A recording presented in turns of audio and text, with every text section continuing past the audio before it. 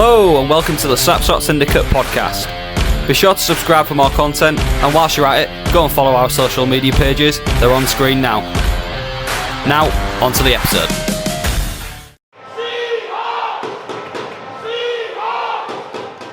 Hello everybody and welcome to another episode of the Slapshot Syndicate. Before we start today, we have a very serious matter.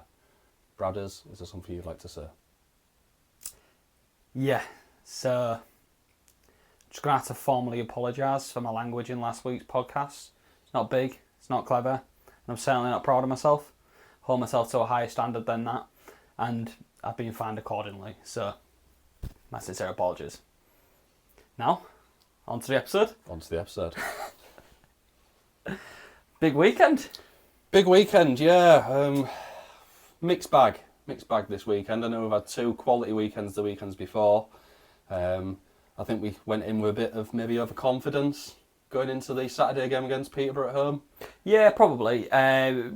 Disappointing to come off, the back of that as a loss. I think we all thought we was going to go into that and take the points, but you win some, you lose some. I don't think it was a particularly bad performance from us. Didn't go our way. Yeah, to be honest with you, I'd go massively against that, and I wouldn't say it wasn't a bad performance. I'd say it was a really poor performance. I think it was lacklustre, lacked real intensity, and I think Matty said it himself, he wasn't impressed by the game at all, to be honest. Thought it could have been better. And on the night, I honestly thought that we was, no disrespect, but a far better side than Peterborough. Yeah, we certainly wasn't our normal selves, but Peterborough can be a tough team to beat, really. And yeah, I mean they've had two good weekends themselves, coming off a 4-point weekend the weekend before. So they had some good momentum coming into the game. Like I say, I think we did just maybe go into it a bit overconfident. Yeah, but like Matty said as well after the game, it's they shouldn't be taking that amount of shots on us. Not at our place. That doesn't happen. So there was clearly some things there to work on, but all in all, you win some, you lose some. Both of these teams has been so close in the table. That's a game you needed to win. And unfortunately for us, Peterborough came out on the winning side of that. Yeah, so for those that don't know, the score was 4-3 to the Peterborough Phantoms. It was a pretty close night most of the night, to be honest, really, in terms of the scoreline. It was never massively one-sided, was it? Like I say, I don't think anybody really massively stood out on the night. There were some good moments, some good build-up, but no one side really took the game by the scruff of the collar and ran with it. No, definitely. I mean, for us, it got to be Bobby Chamberlain. He had a very good game. 2 goals. Yeah, I think I mentioned it last week, but there's certain players for the Seahawks at the minute that have really started to hit some form and get some points, and Bobby Chamberlain's one of those, We had a look at the stats before we started recording today and noticed he was only 1 goal behind Jake Bricknell, who's obviously flying at the moment. So when you compare him to somebody like Jake Bricknell and he's only 1 behind, it proves what sort of goal scoring record he's got at the minute. 100%. I mean, we've all been really impressed with Bricknell and the goals he's put away, and some of the style he has done as well. Oh, yeah.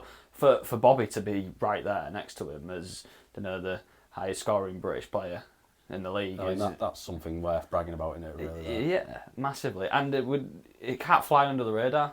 No. Whilst you've got these other bigger players, imports, putting away some good goals, to have one of our own that's homebred, and certainly from Hull, it's... He said about how he's had to change his game a little bit, and obviously wearing the C has obviously changed that a lot, and he's taken that and ran with it, and he's showing on the ice and to his teammates, I'm the captain for a reason. And I can be, counted upon. Yeah, definitely. I mean, I'd love to see more of it, to be honest. He's clearly coming into form. I know he struggled a little bit last year. I think he was getting into things that he didn't need to get into. A discipline issue, I think, if anything. Yeah, and then he got a few injuries, which saw him had to sit out for a while. Yeah. So Matty said he would be back, and look at what he's come back with. Yeah, exactly that. So to wrap up on that then, not the best night for Seahawks at home on the Saturday. But then we moved into the Sunday, away to the Romford Raiders. Big win, 6-2 victory for the Seahawks. Men against boys. Bold statement. Sorry, Romford. But again, we've just mentioned Bobby. the game he had. I mean, 3 goals in this night. Yeah, I mean, you say men against boys, but it did take Hull a little while to get going. Obviously went behind on the night to the first goal from Romford Raiders. And then it sort of just spared Hull on a bit more, and we started to just find the back of the net. And like you say, Bobby Chamberlain had a great night, putting a hat-trick away. Another person who I think had a real good weekend, and especially in this game, was Lee Bonner. Yeah, definitely 3 assists. 3 assists on the night. I mean, again, something that can slip under the radar, but... Yeah, I mean, it was a 4-point night, 3 assists and a goal. Yeah. I mean... And we have to remember as well, he's also coming off the back of that big knock he took a few weeks ago into the boards. Like, that can't be easy. The game after, when he came back, you could see he was still in a little bit of discomfort, so it's going to take a while for your body to get back to normal from something like that, and to still be putting away 3 assists in a night. Well, like you say, the night after the Milton Keynes game, where he suffered from that injury, he was a late fitness test on the night and still played. And like you say, you could see he was a bit... I can't really go at this the same sort of 100% mile an hour, the way he would play, but he's come straight back from it and he seems stronger again, and he's had a great performance there. Yeah, hopefully he's on the up now, and he's getting a bit more game time, a bit more momentum playing, and he can start getting back to his normal self. Yeah, I think that's why the Peterborough result was a bit of a sour one for us, really, because we are finding some real form at the minute, and we're looking really good on the ice. We're making great chances, scoring great goals. And it just seemed like a bit of a result which we didn't really need, especially after the 2 weekends before where we played some of the best teams in the league and got some out of. And we've obviously picked up a few injuries at the moment. We've got David Phillips. I know he's played recently, but then he got taken off the ice. He's been sceptical for a few weeks. I think when Matt has been picking the team, obviously we've got Brutton. He went away to GB. He's coming back with quite a serious injury, so he's going to be out for a bit, and those people, they do impact it. I mean, feels like we haven't seen Brutton on the ice now for ages, but he injects that intensity into the team. Really enthusiastic about his work, good energy, great work rate. Like you say, he's a massive miss on the ice. Yeah, but hopefully we're proving at this point that the injuries are season defining, so you go into it, keep the momentum up. You've got to be able to fill positions and rely on others when those injuries do come. And the likes of Carrot, coming in, really showing what he's got. And like you say, in the Peterborough game, he wanted to get a bit of fisticuffs going one of their players, which was great to see. To be honest, I can't fault him for that, and fair play to him. Yeah, no, he's really got a bright future. I think if he carries on with this momentum and keeps getting the game time, it's a matter of time before he starts putting them away, and you can really go somewhere. So yeah, I think the full line he's on, that third line, as we like to call it, the ratting line, because they just graft and graft and graft and press, and it's it does cause mistakes in teams defence. You can really tell that line have got something to fight for, can't you? Because as soon as they're on the ice, you never feel like, third line are on the ice, crap, we're on the back foot now. No. We're on the back foot. Let's just survive it and get our first line back out there, first or second line back out there. We can still score some goals, and we can still compete with teams with that line, and that's a testament to the lads putting in the hard work. Yeah, you're just not letting the opposition rest themselves. They're looking and think, the top line for Seahawks has gone off, we can kind of rest. No, absolutely not. Our third line comes out and we'll just chase you down, and then all of a sudden you might turn over the puck and we'll have a chance on goal. And that's what that line does. It's fantastic to see, and I think in the long run it will help us towards the end of the season. 100%. So to wrap up then, not a bad weekend. Could 2 have been points. better, but we'll take it. Could have been better. Could have been a lot worse. We've addressed the fact it wasn't the best game on the Saturday, but a big win on the road at Romford. Coming into some big games this weekend, so let's keep it moving. Up the Seahawks.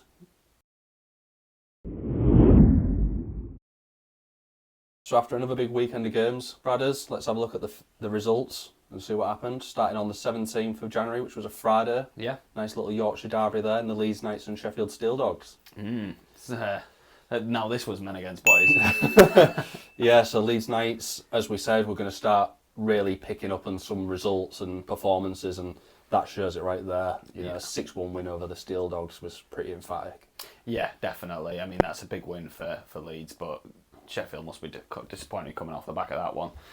surely wanting to right wrongs further on in the weekend, so we'll see how they... Yeah, I mean, like I say, we'll cover it, but both teams had a sort of mixed reaction after that game. So we'll go into the Saturday's games, Saturday the 18th of January, starting with Hull Seahawks and Peterborough Phantoms, which we've just covered. Yeah, 4-3 to Peterborough, unfortunately, for Hull, but good game by Peterborough to see us off, so fair enough. Yeah, like you say, they got 4 points the weekend before, came into that one, they made it 6 out of 6. Yeah, fair play.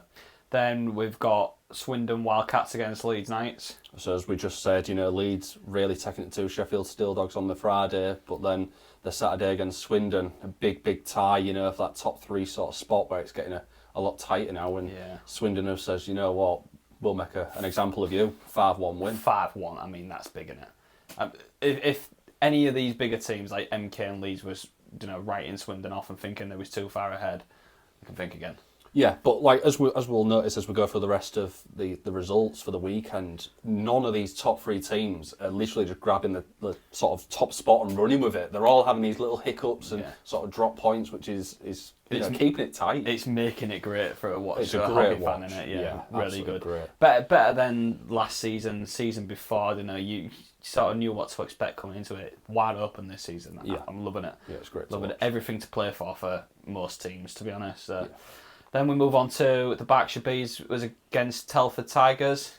Telford come away with a win there. Yeah, I mean that could have gone anywhere, to be honest with you. We've said about the Bees recently, they've had some great results against Milton Keynes and Leeds, but the sort of teams around them, they don't seem to have the same sort of oomph about them. Yeah, it's like overperforming against the bigger teams and underperforming against the worst teams. Yeah, the sort of scrappier games where, the teams around them are probably fighting and scrapping for every little puck, every goal, and every win they can.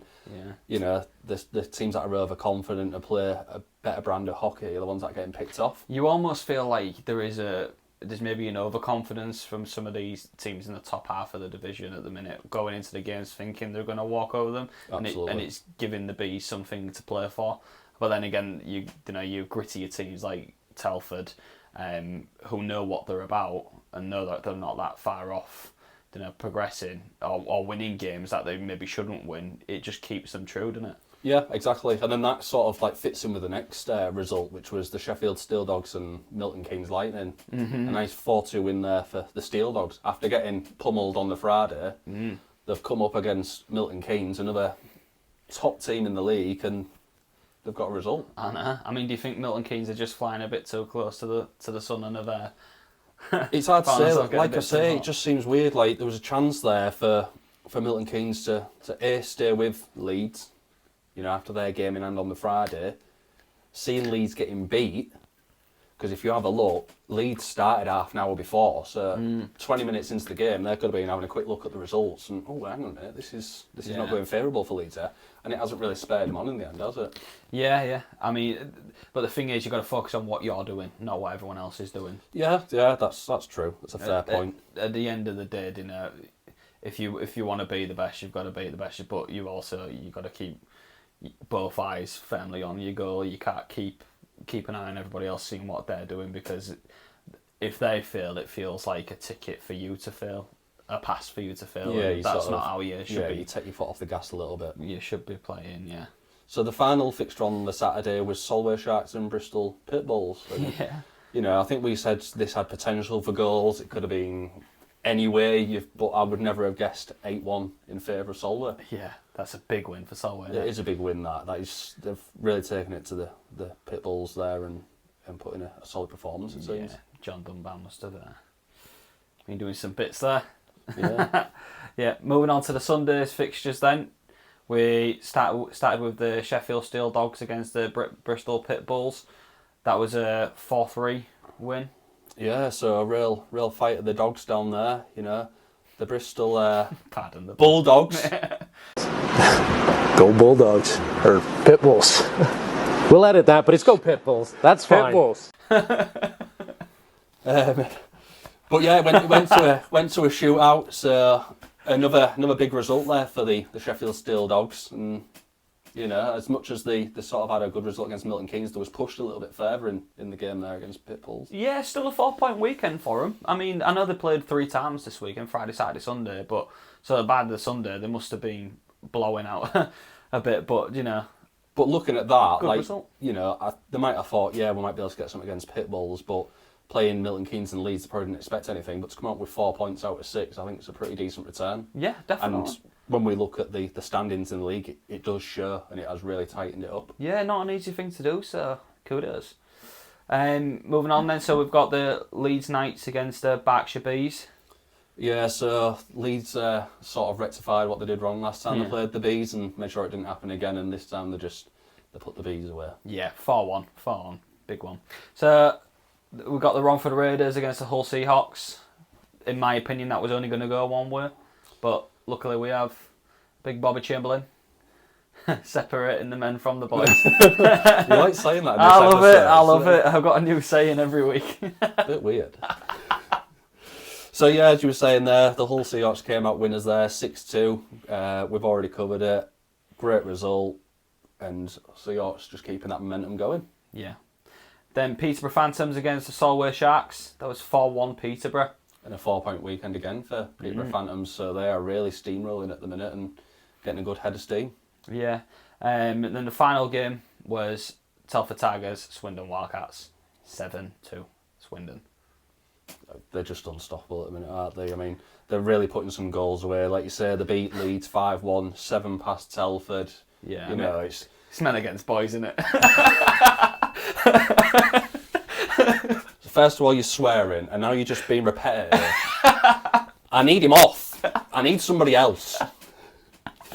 No, big game for Swindon, that one. I mean, they're just keeping that train going, and again, that's showing in the stats, innit? Look at the standings. But for me, when you think about it, the fact that Hull actually got a result against Swindon, the fact that they're doing this at the minute shows just how well we're playing at the minute. Yeah, definitely. And we mentioned looking at the statistics of what Seahawks are and the amount of goals we've got. It's really the goals we're conceding that's killing us. Yeah. We're up there with the best of them scoring, but just conceding. So. Yeah, too easily.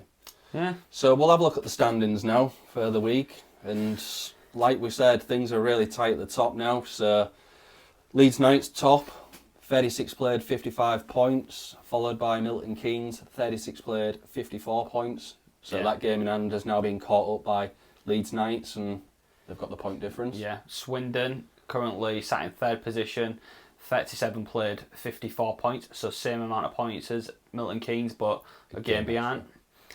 Seahawks sat in fourth position, 36 played, 44 points. So we've still got 10 points to make up on Swindon, but a game on them. Yeah, so I think we said at one point we could have been within 6, so it's slightly opened up again, another extra 2 points. I think it'd be really tough to claw that back now, the way Swindon are playing, they're on fire, or like you said, they're beating the likes of Leeds and the other better teams in the league, so it's going to be a real chance to pick them up. So I think we are just trying to solidify 4th position, it would seem, at the minute for me. Yeah, but then talking about the pressure, look at where Peterborough is at, currently in 5th. Again, 36 games played, but 43 points. There is 1 point in it.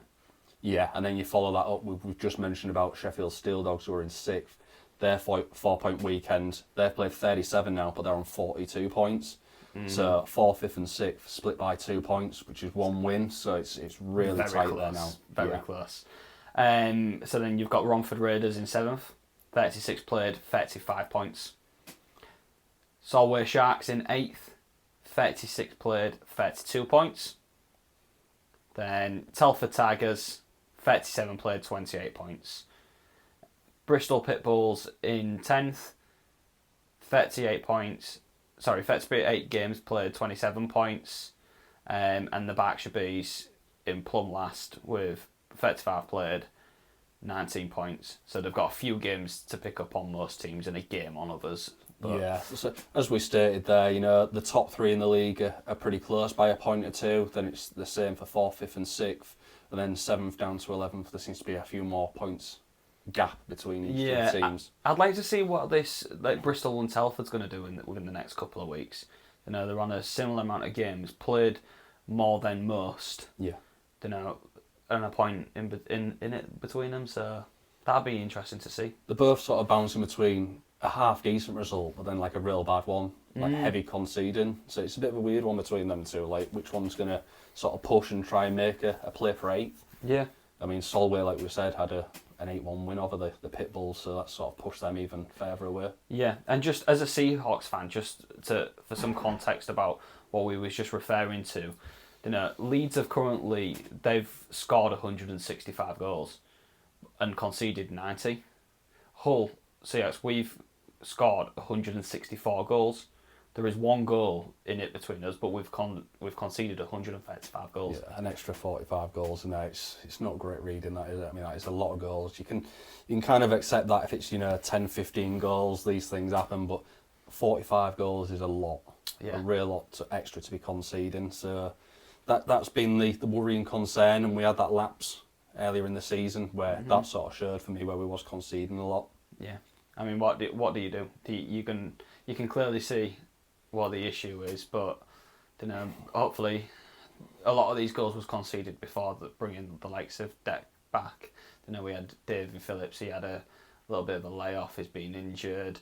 We've got some solid D-men. Hodges really stepped up, Stubbs has stepped up. We've got some good players that are in there. Yeah, but I also think the fact that we've sort of stuck with Deemer a little bit more over Geordie, or just the fact we're sticking with one goaltender over the other instead of like swapping each night. I think that's sort of solidifying us at the back a little bit more as well. Yeah, so hopefully we can start picking that up, scoring more goals, conceding less, and bringing up our points percentage. Yeah. That concludes the fixtures from the weekend. So now we're going to look at our 3 stars of the week, Bradders. What do you think to this week? Some big goals, big assists, some big performances this week. A lot of goals scored. Yeah, very hard to choose from, to be honest. There was quite a few players up there for us, weren't there? So it was difficult to narrow it down. Yeah, it was a tough week for us this week. We really had to put our heads together and see who really stood out amongst the big pack of people that we could have gone for. Yeah, definitely. So in third position, first and foremost, we've gone for John Dunbar from the Solway Sharks. Had a really good weekend. We had a great weekend. 2 goals, 4 assists this weekend. A large part in the 8-1 win against the Pitbulls. Yeah, some big numbers there in a team that's struggling a little bit at the moment. To still pick up that kind of points against them is, hats off to him. Yeah, he's had a great season. I think. I know last season he had a decent points return as well. That seems to be coming back, like you say, with performances this weekend. So I hope it continues for him and Solway as the push for. One of the last spots for the playoffs. Yeah, well done, John. Could be number 1 next week, maybe. So, number 2. Do you want to say this one? I'll let you. Bobby Chamberlain from the Hull Seahawks. Fantastic weekend. Yeah, one of our own. It's not being biased on our part. He literally had a great weekend. He's really coming to a great sort of point recording at the minute. 5 goals this weekend is absolutely massive. We mentioned it earlier how he's only 1 goal behind Jake Bricknell, and I think you mentioned his top point scoring Brit in the league. Yeah, he's doing really well at the moment, so it was difficult to keep him out of this. Like you say, it's not bias, it's just the facts, and the facts we had this weekend, you couldn't leave him out. So well done, Bobby, number 2. And number 1 this week, I'm sick of saying his name now, if I'm honest. Broken record. And it is going to be Jake Bricknell from the Swindon Wildcats. Yeah, absolutely fantastic. Again, 4 goals, 3 assists. Oh, I know, the goal of the week will be going out from us, and we have picked him for that as well. It's a little spoiler alert if you haven't seen that. His goal against the Leeds Knights was an absolute joke. Oh, yeah. he absolutely sat gospel down, didn't it? The defender comes at him and he just kind of like half just puts his hand on him to say, just stand off a minute. And then, like you say, Gozzy comes out, he sits him down and puts it into the empty net, and you just like, absolute filth. That's why we've dubbed you, unfortunately, Jake the Snake. Jake the Snake Bricknell. But congratulations, unbelievable. You seem to be, talked about every week by us and other podcasts and other teams. Yeah. Absolutely fantastic. You're doing a great thing for our league as well. As we've said before, you've got to acknowledge quality, whether it's your team or somebody else's team, and he's pushing Swindon towards the top spot. Yeah. So, for anyone who hasn't seen these players, it's worth looking out for him. We've got one of our own heading up to Swindon this weekend, so I'm sure he'll be reporting back to us, giving us some inside information. I swear he's only going to watch Jake though. I think he's really a little fanboy, to be honest with you. He'll come back with a Swindon shirt, I'm telling you. But that rounds up this week's Stars of the Week. Well done, everyone. Well done. So we're going to talk about our big talking point this week, Bradders. This one coming on the Peterborough Phantoms fan page from Sunday. A notice went out. Planet Ice have asked for bag searches to be conducted at all home games starting from this evening's fixture against the Solway Sharks. This is to stop external food and drink being brought in to the match night venue. What do you think to this? Well, I think it's a bit of a joke, to be honest. I mean, where do you stop with this? It's a madness. So basically it's saying that all external food and drink will be confiscated prior to the entry to the arena and will be kept in a secure location until the fixture is over. Yeah, but the thing is, like, why do you need to stop people from bringing stuff in? Have you seen the queues at most of these places? I think this is like one of the things a lot of people have and will be saying is if we dial it back to, say, Hull, obviously that's our most visited venue. I know we are owned by Hull City Council, but we look at the venue itself and what is offered to us. How many times have we seen it where you go for a drink, something to eat in between periods, and you don't come back until the next period started? Yeah, I know what you mean. The amount of people that seem to miss the first good 5-10 minutes of the first period because they're going in and trying to get some food before it starts is ridiculous. But you can literally, you see someone walk in, 40 minutes later they're walking out. Yeah, and I think like there's a lot of extra to this. It's not just the person going to the cafe that's then impacted. What about the people in the seats who are sitting on front rows that are then being walked across by the people who are late back from the cafe? Big problem. They've obviously paid the same entry fee as everybody else, and they're being impacted by what they can see at the game because people are obviously delayed getting back. I know we've got a bit of a running sort of gagging A block in Hull. We see a lot of people walking across the bottom, and sort of a minority of us in A block all Sit down! But it is just a genuine issue where we've seen it so many times where people are just walking in the middle of a game and you're being obscured, your view. People are getting a bit irate because they've paid to watch the game. Yeah. It's a prime example of this issue and how much of an impact it's going to be. 100%. I mean, it's not always the venue's fault. I mean, at the end of the day, they've only got so much capacity and they can only serve so many people.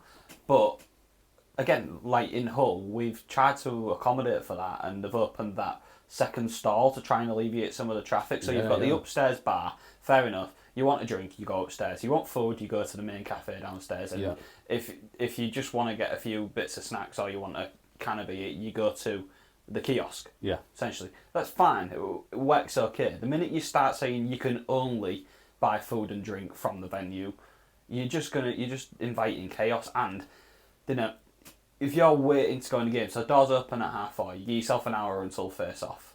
If you've got to check everybody's bag going into the game, it's going to take forever. Yeah, I mean, if we look at it for like Hull once again, and I know a lot of other rinks are the same. So obviously we've had a bit of bad weather over the winter, really cold. You're queuing outside, you're waiting to go in, and all of a sudden you've got 10 people in front of you who've got, they brought half their house with them in the bag. Duffel bags full. Yeah. You're stood outside, it's absolutely slinging it down, you're getting drowned outside, and you're waiting to get in. I'm not happy before I even get in the rink. Yeah, and then you get into the rink and you're still soaked while you're trying to watch the hockey. Yeah.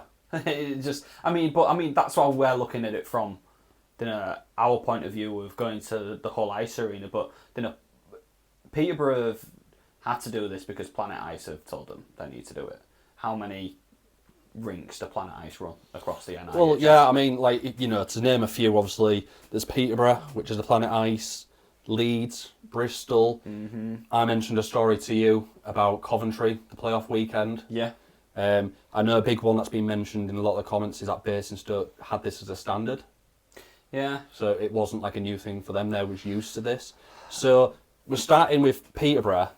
Is this now going to escalate to more of the rinks around the league? Yeah. And then you end up franchising the whole thing at the end of it. And to be honest, I'm not actually against it to a certain degree. Like, fair enough.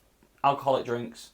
You want to drink alcohol, these places have got licenses, you buy alcohol from them and you drink their alcohol, which most people will do. Yeah. If you start restricting everything they can bring in, Coventry's a long day. Yeah, it is. Long 2 days at the end of the day. So you're going to go in there, you're going to have to have something to eat at some point. But you can only buy it there. So you mentioned it the other week, £300-400 for your ticket and a hotel weekend. Then you've got to start putting on food on there. But then you not only you're having to pay for food in the arena, you tend to go out for teas and things because you're not at home cooking. Yeah. It gets really expensive. And my personal view on this is that there may be some people out there that simply cannot afford to do that, but want to bring the kids to ice hockey. Absolutely. We need to look at the game as a whole. The fact it is a luxury to go to ice hockey. Mm. No matter what sport you go to, whether it's football, rugby, whatever, it is a luxury to go and watch on a weekend. And it is costing £30-40 if a family goes. And now you're saying it's going to be about double that because now we want you to buy all the food on site. Yeah. Families can't do that. No. £80 weekends, well, it's every weekend in a month. Yeah. So 4 times in a month, it's not doable. Do you think people will actually look at this though and say, well, that's it, that's swung the bar the other way, I'm not going to go anymore? Quite possibly. I mean, if we look at it again in terms of Hull, so the Hull Ice Arena is on a business park. So we have a B&M, Home Bargains, Iceland Range, Warehouse, Costa, the Range, Costa, Greggs. We are supporting our local businesses by buying stuff from them and taking them into the rink. As much as the rink might not like it, we're also supporting them as well. Though I mean, then I'll have a beer and stuff every now and then in the arena. I would never think of bringing my own beer into it and drinking it there out of courtesy. If if I've gone and got a coffee beforehand, because I've got to the rink early, I have to stand outside and drink it before I'm even allowed to take it in. I think it's just pushing boundaries, to be honest, and you have to be careful because you take away the whole feeling of the event, and where does it stop? So you have nights where you give the players goodies. You want to take a bag of sweets in to the players. Can you do that? Yeah, I mean, I remember when they did that, and it was for the staff and the players, for the support they put into the club. We all went down, and it was some point throughout the game, everybody sort of threw packs of goodies on, and there was a lot that went on. Yeah. And it's a nice thing to do for the club. It shows a lot of support, but like you've just said there, we're basically now saying we can't do things like that. No. Which is a real shame, It's a nice community sort of feeling and spirit when you can do things like that, and to see the end result. Do you know what? You just mentioned the community spirit. What better way to bring your team, your fan base together? Like, we've been sat in the stands and people have brought goodies in, or they've baked something at home that they want to share with people, and you really get that connection with them. It feels like you've got your own little hockey family. Yeah. You can't bring anything in. You stop all of that as well. There are times where upstairs they'll put a few sandwiches on or something like that. Does that have to stop as well? Because there's hot dogs on sale in the bar. Sorry, I couldn't help myself there. I thought I'd back at home. But yeah, it's interesting, really. I'd like to know what people think about this, and I know you've done a little bit of research as well. What are people saying about it? The people are saying a lot of things, and it's not good things, if I'm honest. So if we have a little look, what people are saying. So people are saying that when they're visiting as a fan, some of them are diabetic, got medical sort of issues.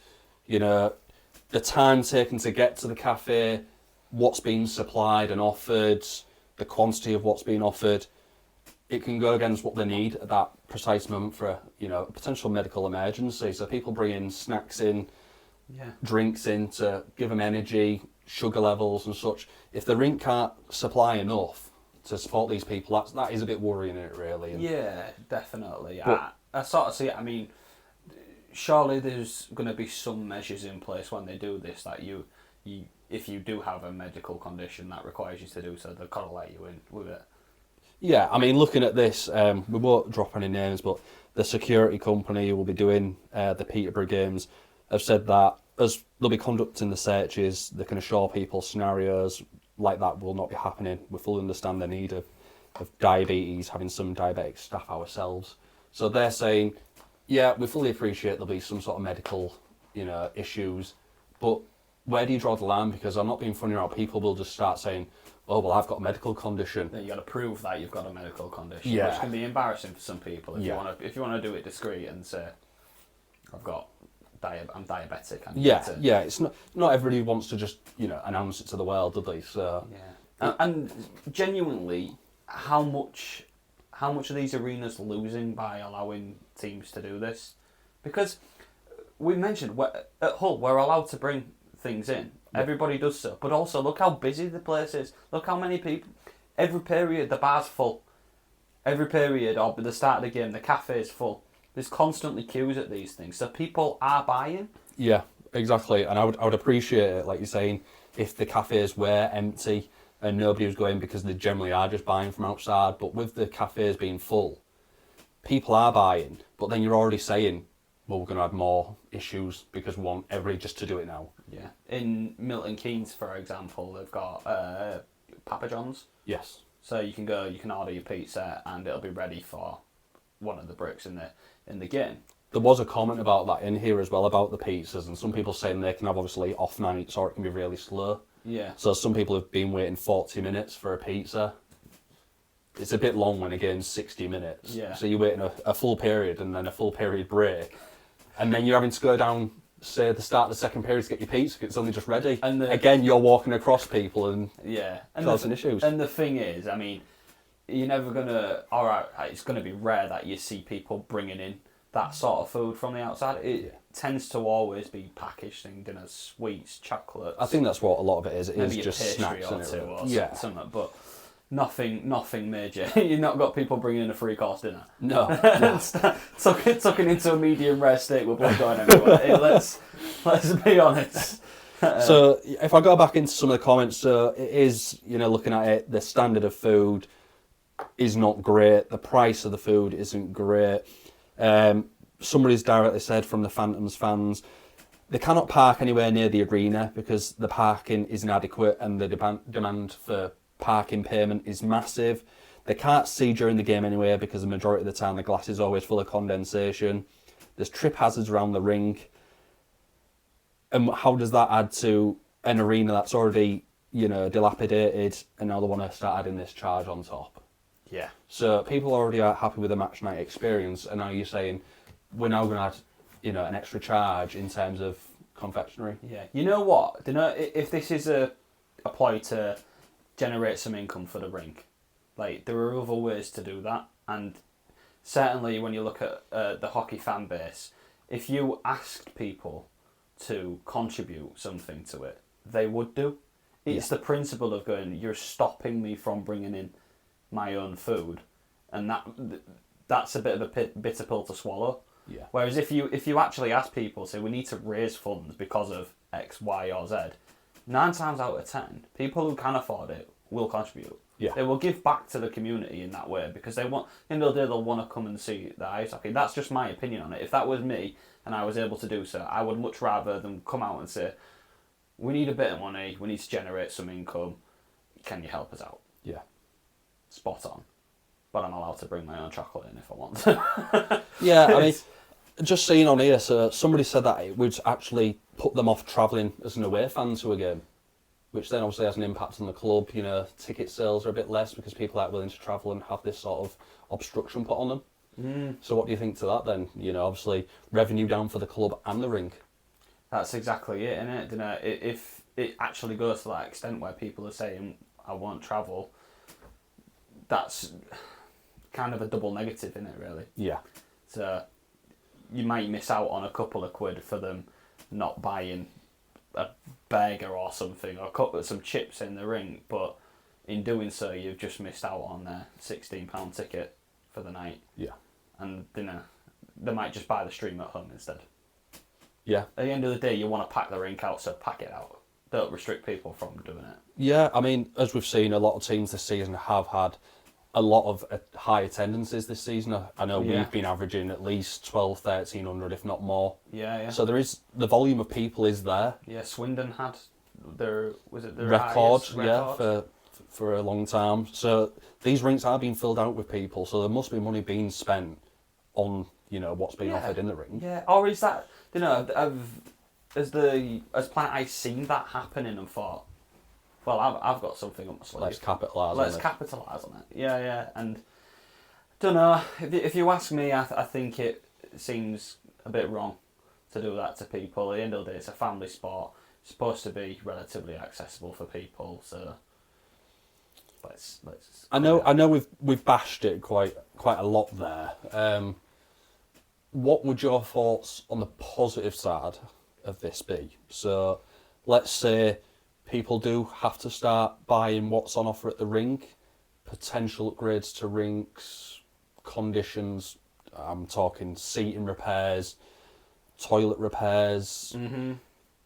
You know, these sort of things that then have an impact on the rink being better quality on a match night. So Yeah, no, there are definitely benefits. You know, you look at Planet Ice have to employ people to staff bars and to staff cafes and pizza shops, whatever it may be. You've got to pay into it, and you need people there, and people need jobs. So, you know, I'm not against them restricting that for people. It's just maybe a little bit too far, in my opinion. What do you think? I mean, I'm obviously I'm against it. To be fair, you know, I like to take a can of Monster in and a bag of sweets when I go to the game. That's just what I like to do on a weekend. You know, so to be told that I wouldn't be allowed to do that and I can only buy what's available at the rink, I might be wrong, but I don't think you can buy a can of Monster in the rink. No. So you can't. for me, I wouldn't be able to have the beverage I'd want. Yeah. So I'd then have to, you know, put up with something else. Definitely. So again, that comes back to choice and availability. Vending machines. Yeah, I know there's been questions raised about the vending machines. Are those vending machines stocked by the arena though? Are they stocked by people who own the vending machine? I don't know. Again, there's select choices in there as well. So I'm against it. You know, I'm with a lot of the other fans around the league and saying we don't like this and we want it kicking straight out. Yeah, it'd be good to get your comments on, you know, our discussion here and now, and just let us know what you think. I know there's a little bit of controversy around this, but get your opinions out there. That's how you make a difference. Yeah, I think, you know, us doing this is a good platform to talk about it and kind of put people's thoughts and opinions on it. At the end of the day, this will affect a lot of people, working class people, people from all different backgrounds. So it's good to have a voice. To put this out. And let's hope this isn't forced onto all clubs. You know, currently we can pin this down to Planet Ice have done it to Peterborough. Yeah. How far that goes, we're not too sure. So let's go from there. Yeah, but like Brad says, please get in touch and let us know what you think and share your thoughts and feelings on this. And that's our big talking point done. Okay, so now we're going to move on to our final segment of the podcast, and that's the upcoming fixtures for the week. So we start on the 24th of Jan, which is the Friday. We've got the Berkshire Bees against the Bristol Pitbulls. Should be an interesting game, this one. You know, Pitbulls at the past weekend have had a bit of a drumming. You know, Solway putting a lot of goals past them, so how they're going to be feeling after last weekend, I'm not sure. The Bees, obviously the same, didn't have the best of weekends, but putting some good performances against big teams. They've shown they've got it. Yeah, so it's an interesting one. I've got a bit of a soft spot for the Bees, so I'm going to go for them on this week. Yeah, I was going to say I'm going to go for the Bees as well. I think they've shown a bit of class recently. You know, hopefully they can capitalise on games like this. So. Yeah. Moving on to the 25th of Jan, which is the Saturday fixtures. First up, we've got Leeds Knights against the Peterborough Phantoms. Again, another interesting game this. You know, as we stated before, Peterborough have come off a nice little back-to-back 4-point weekend, so they're going to be well happy with the way things are going. Got good confidence going into that game. But on the flip side, as we said before, Leeds are a machine and they're really starting to put some results together and some good goal-scoring games as well. Fully agree. I think I'm going to go for Leeds for that one, mate. I think I'm going to go for Leeds as well. So then moving on, we've got Swindon Wildcats against the Hull Seahawks.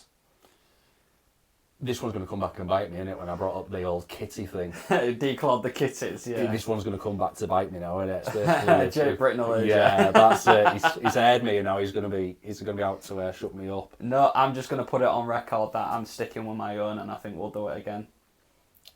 I'll go with you this time. I was a mug last time.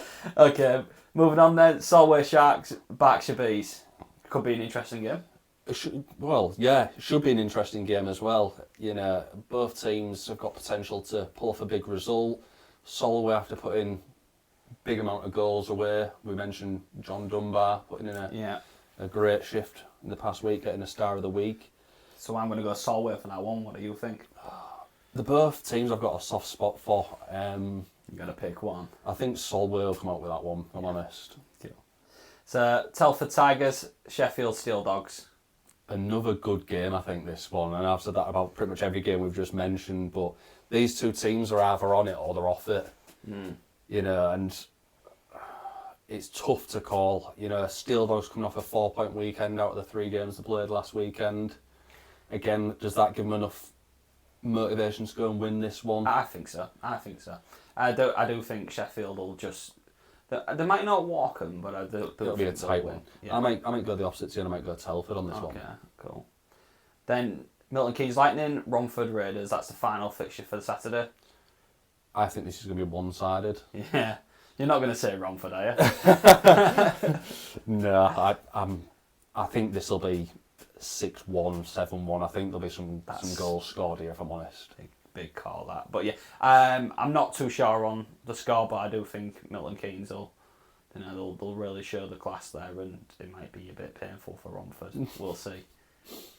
So moving on then, we've got the Sunday fixtures on the 26th of January, starting with the Sheffield Steel Dogs and the Swindon Wildcats.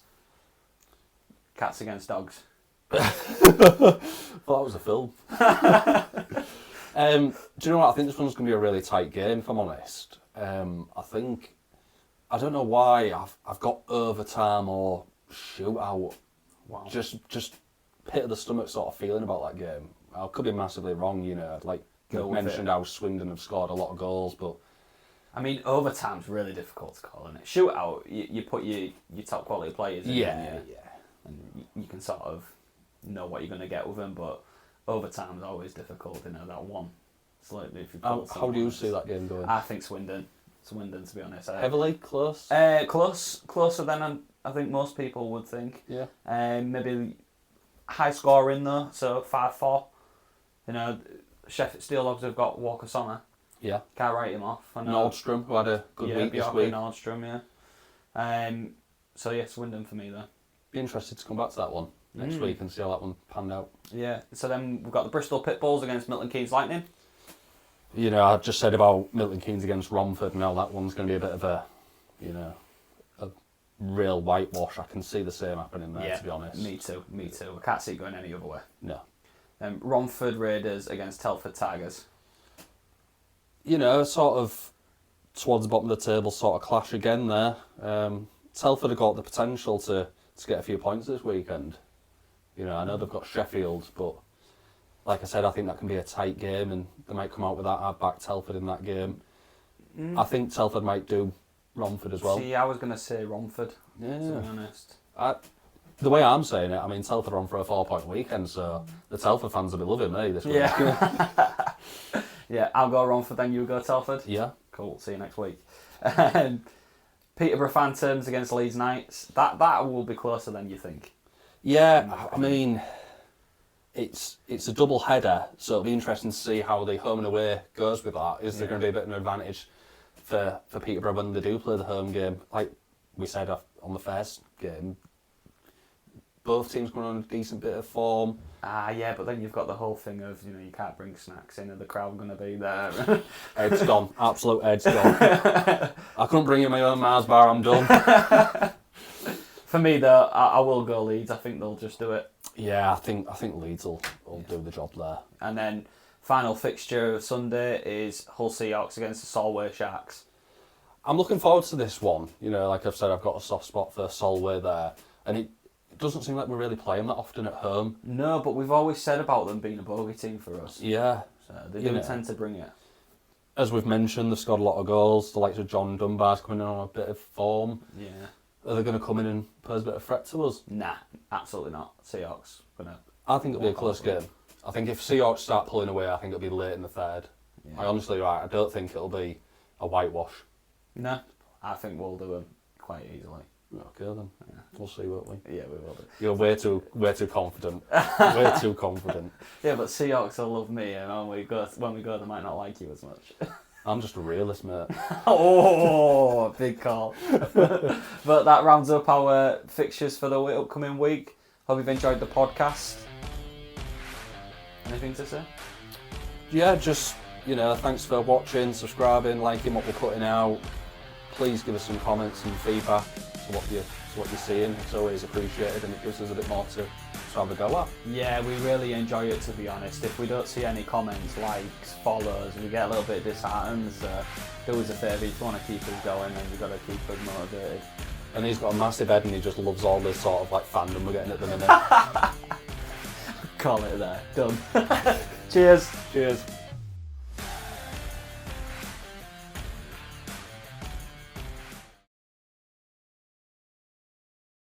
I don't think that's the big issue here. The big issue is the fact that we got all sources wrong.